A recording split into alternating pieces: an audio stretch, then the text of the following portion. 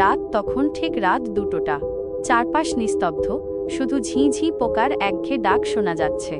অর্ক তার পুরনো দোতলা বাড়ির লাইব্রেরিতে বসে একটা বই পড়ছিল।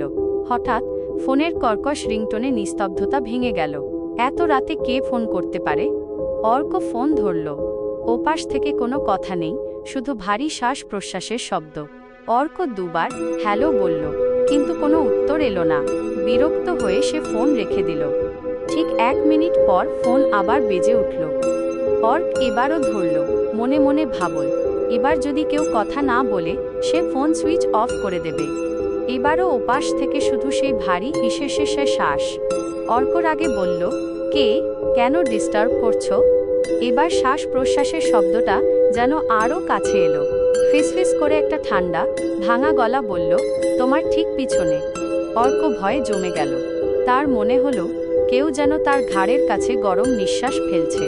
সে ধীরে ধীরে পিছনে ফিরল। ঘরে আর কেউ নেই।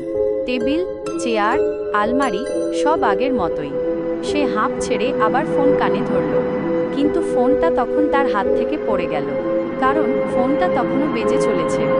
রিংটোন নয়, যেন কেউ যন্ত্রণায় কাতরাচ্ছে। আর টেবিলের উপর রাখা বইটার দিকে চোখ যেতেই অর্ক দেখল বইয়ের পাতাগুলো আপনা আপনি উল্টে যাচ্ছে।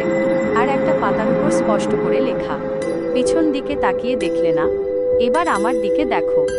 অর্ক চিৎকার করতে পারল না, কারণ তার গলা থেকে কোনো শব্দই বেরোলো না। সে অনুভব করল তার ঠিক সামনের ফাঁকা দেয়ালটা আস্তে আস্তে ফেটে যাচ্ছে, আর তার ভিতর থেকে দুটো জ্বলন্ত চোখ স্থিরভাবে তার দিকে তাকিয়ে আছে। চোখের কোটরে কোনো তারা নেই, শুধু গাঢ় অন্ধকার। ঠিক সেই মুহূর্তে লাইব্রেরির সব আলো দপ করে নিভে গেল। ঘন অন্ধকারে অর্ক শুধু দেখল সেই চোখ দুটো আরও কাছে এগিয়ে আসছে, খুব কাছে,